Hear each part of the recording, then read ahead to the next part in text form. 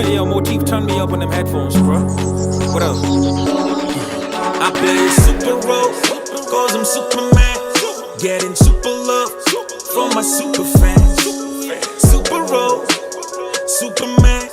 And I'd like to introduce you to the super gang. Greetings everyone, this is Simon Okelo with One Vibe Africa. I'm here with the real OG. O to the G, what's up? Yeah man, man. Thank you for making the time to have this conversation with me. Thank you for having me, appreciate it. Yeah man, this is Diaspora Connect and you know, this is a show where we demystify the lives of African people in the diaspora. You know, we shed light and share stories of our people so that, you know, we don't have people thinking that there are streets of gold in America or things like that. You know, we put some reality into it. So thank you. How is your tour going so far? So far, so good. I'd say it's been successful. I've been performing back to back, filling up the venues, you know, so it's great, man. I can't complain. Yeah, man. Last night you were at Rumba Notes. Rumba Notes, yeah. Yeah, you know, I was outside the venue when I saw you, you know, start your show from outside the venue. Yeah, from outside the venue, the gate, Yeah, man. Just exactly at the entrance, yeah. Right. How did you feel about it? I mean, it was great. Yeah.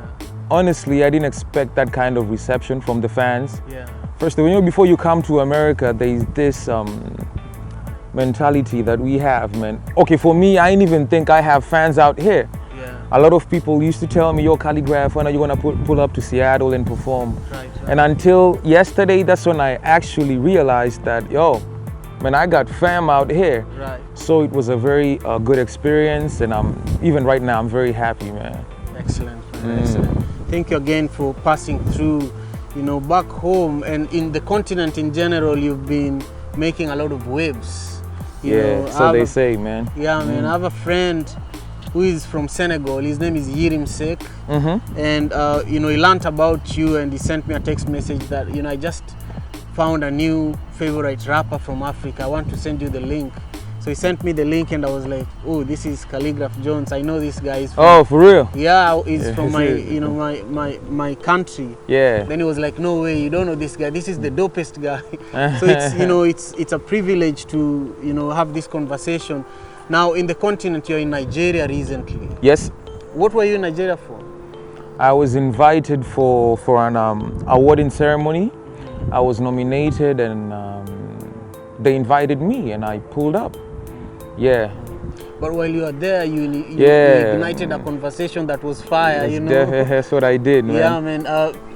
So what did you, what made you initiate this conversation? Just give us depth to what you thought about and then, you know, why you made the decision to start it and where the conversation is now. What's the impact? Man, I'd say my experience in Nigeria widened my perspective about, you know, their music industry.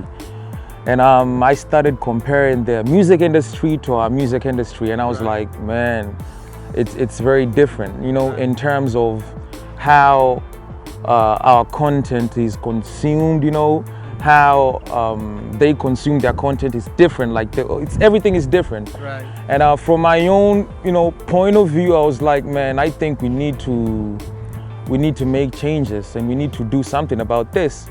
And I'm not the first one to come up with that debate. Like, it's been talked about for the longest time, but I had to look for a way, you know, that I could get everybody, you know, talking about it. Right. So I goes OG's OG.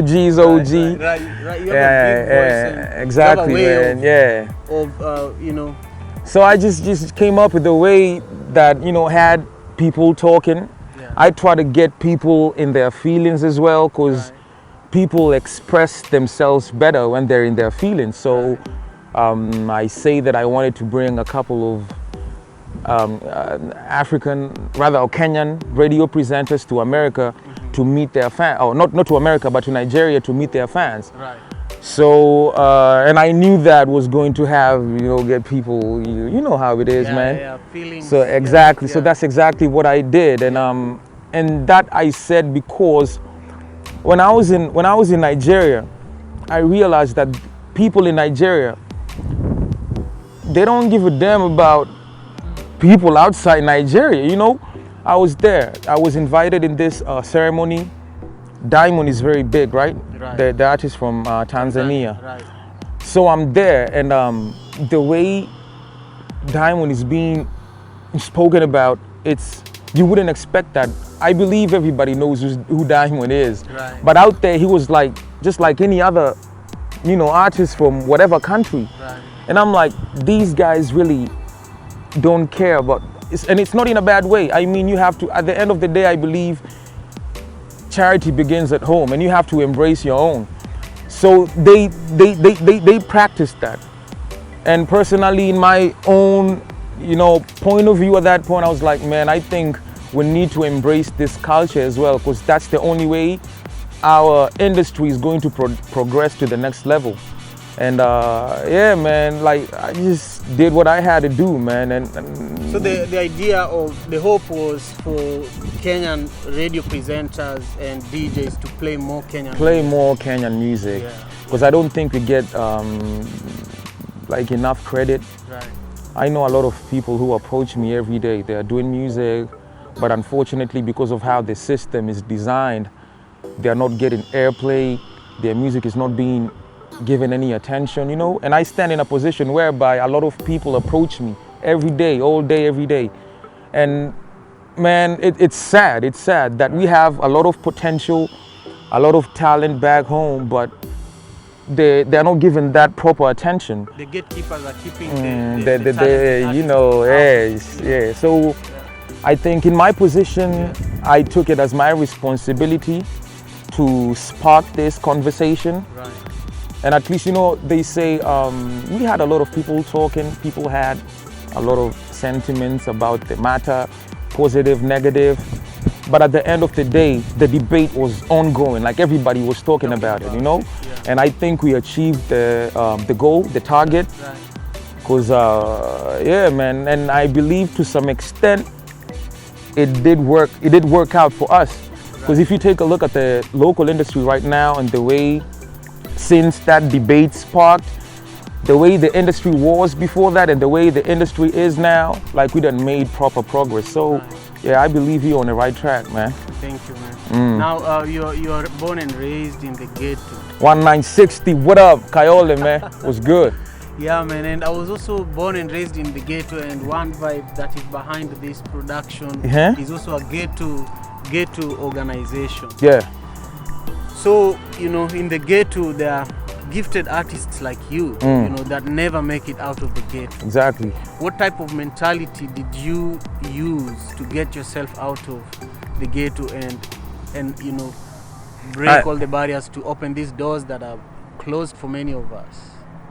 I mean, for me, first of all, the reason as to why I have been doing music, even aside from the fame, the money, the hype, and everything that comes with it, it's because of the passion that I have for it. I'm always very passionate about music. And passion has always driven me to, you know, push things to the next level as far as music goes. So, I mean, at the end of the day, if it all comes down to how passionate you are about music. Because if you lack the passion, then you will not have the energy to persevere the hardships and the trials and the tribulations that you are going to encounter along the way on your journey to success. Right. And yeah, man, I think that is what it is. And to me, and for me, I think I surrounded myself with the right people. Because, you know, the ghetto here is different from the ghetto back home. Ghetto in America they're very different, man. Yeah, out here, man, the ghetto out here is like the suburbs, you know? And everybody wants to beef, you know, but back home it's different. So if you trip and you hang out with the wrong people, then unfortunately you ain't making your way out of the ghetto. So when you surround yourself with good people, people who are also, you know, focused with life, because from the get-go, man, you always want to get out of the streets. And if you don't have that, if you lack that mentality or that self-drive, then you ain't going nowhere. So yeah, man, I think self-discipline and just hanging out with the right people, man, and just being passionate about whatever it is that you do. And I was really impressed by Nipsey Hussle's legacy, you know. Yeah. What are your views about that and his story and the impact he left in his community? I mean, first of all, OG to OG, rest in peace. Nipsey Hussle, that's a very sad situation. Right. We mourn even up to date. Right. And actually put out a tribute freestyle. I put out a tribute freestyle immediately after his death. And you know, when you're in Kenya and you do decide to do things of that sort, right. and you have people talking like, yo, why is it that you're paying tribute to somebody who's not from your own country? But in a way, I felt like we're the same, like in some way, because you know where I come from. I come from, if anything, I believe Kayole is one of the hardest, craziest neighborhoods we have in Nairobi, if not Kenya, man. You know, and coming out of such a place and being able to elevate to this level where I'm at right now, it's not easy. You don't get to see that every day. Right. And for Nipsey, his story is sort of like the same with mine. You know, I try to compare my journey with his and how he impacted the youth back home. Constantly, I go back to my hood. Right. And whenever I get a chance, because I try to go back and to encourage them and to motivate them that, yo, man, look at me. I didn't came from nothing. I came from here, and right now I am where I am. See those videos when Yeah. I go back there. You guys used to have a kiosk. Yeah, that's what we Your used to. brother used to Yeah, sell we used stuff from. exactly, man. What products did you guys sell? We slanged merchandise from clothes, you know, CDs, because they used to have mixtapes. We used to sell. We had at some point we tried to start a business, a garbage collection type of business, you know, but that didn't work out. Right. But yeah, and a lot of times, you know, people ask me, why do I always go back? Because it's unsafe. But if you don't come from such a place, then you wouldn't understand why we go back, man. Yeah, they always say that share your riches with the poor before they share exactly, and then the attachment is real. Yeah. But you know, it is what it is, man. So that's basically what's up, man. And So you know, when you are coming to the States for your tour, was this your first tour to the States? No, I was here first time in America was 6 months ago. Okay. 6 months ago when I was invited, I came to the Afrima Awards, right. And I was awarded as the best rapper in Africa. So that was my first experience. Thank you very much, man. Appreciate that. So you know, when you're coming from home, you had an image of what it is like, you know, the way and live here. I mean, not I had never been here before, Right. but I knew what to expect. And furthermore, back home, I come from the city, you know. Right. So I'm not naive and ignorant. Like I knew what to expect, and it's the same thing. I mean, we're not that. It's Too far exactly, man. Like I had some bit of info how this place looks like, the people out here, and it turned out to be the same exact way as I thought. So man, it's nothing really. Yeah.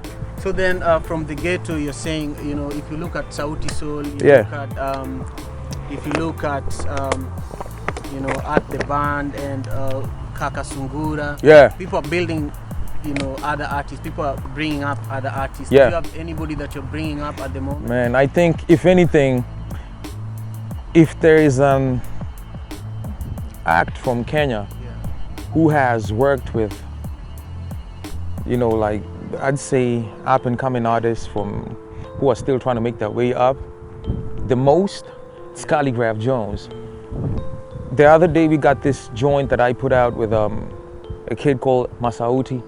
The track is called Kiboko. It's one of the biggest joints in Kenya right now. Before that, they ain't even had a clue who Masauti was, and people are not paying attention the way they were supposed to. But right now, the kid is popping. He put out a track the other day. The track is close to 1 million views right now, and it's only been like 2 weeks. You see. And before that, I worked with Tunji, the guy from Rongai, that kid from Rongai, Matzaronga. You know, had one of the biggest records of 2018. It was Tunji, worked with that Kale girl, Kalenjin, the super ass girl, you know. Right, yeah.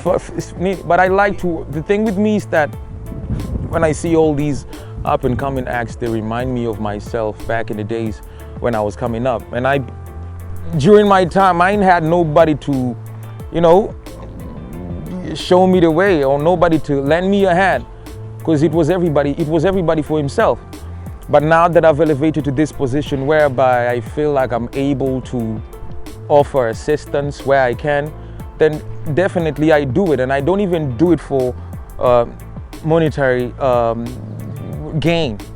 It's not even about the money. For me, it's different. Like, my mentality is that if we help these up and coming acts, then that's the only way the industry is going to progress and get to that level where it's supposed to be, period. Yeah. Yeah, man, thank you very much. All good. Now, man, if you had all the money, you know, that you needed, let's say $1 billion, what would you do with it in terms of, you know, building your artistry and building these other artists that you have around you?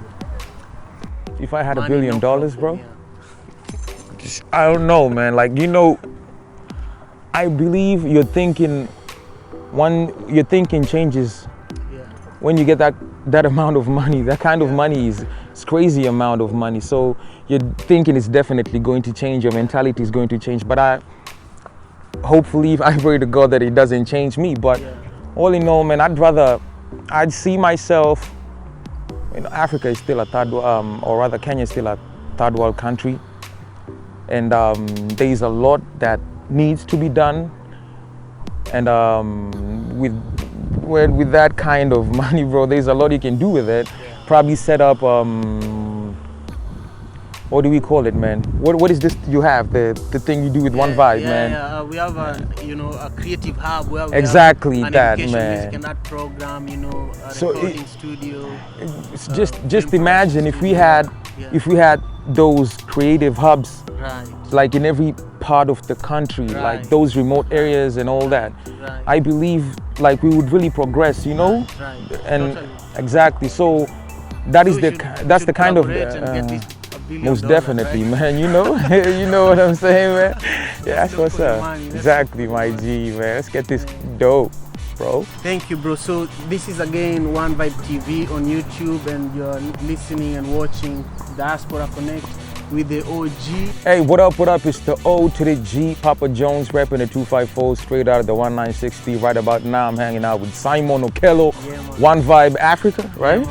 We out here, and y'all need to check out for the Madaraka Festival that is gonna be happening in Kisumu, right? And also follow us on social media, Instagram, Facebook, whatever, man, all that. I am One Vibe Africa is the hashtag. Exactly, and also ensure that you subscribe to the channel. Respect the OGs, we out here. Give thanks, give thanks. Thank you for having me. God bless you, man, and your family as well. Thank you. Easy, bro. All right. Thank you for watching. See you soon.